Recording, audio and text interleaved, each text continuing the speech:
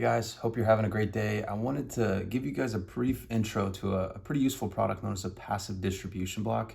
A lot of you may be familiar with the standard point-to-point wiring, discrete wiring on machines, or maybe thinking about going to a distributed I/O solution. And maybe you're a little hesitant jumping fully into a field bus platform or an IO-Link platform, but you want some of the benefits of distributed I/O. So this product allows you to do that. I have a couple examples here of products. This one here is an M12 block, and this is an M8 block, just to show you some of the size differences.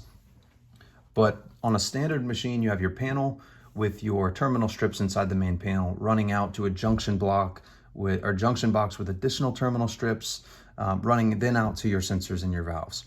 What this thing allows you to do is replace your junction box. It's a huge space saver. It's pretty small, fully potted IP67. It could be mounted anywhere on the machine.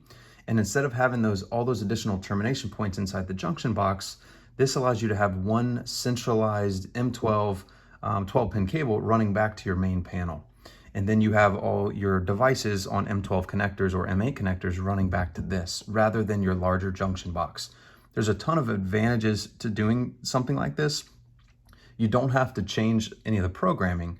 For instance, going to a field bus or an IO-Link platform, you do have some programming changes.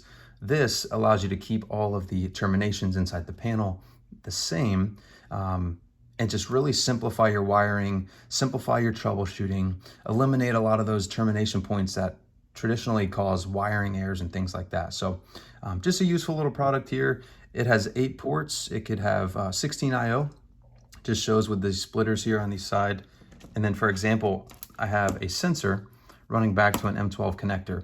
Another benefit to this is it's really easy to swap devices out in the field. So you just match up the key here.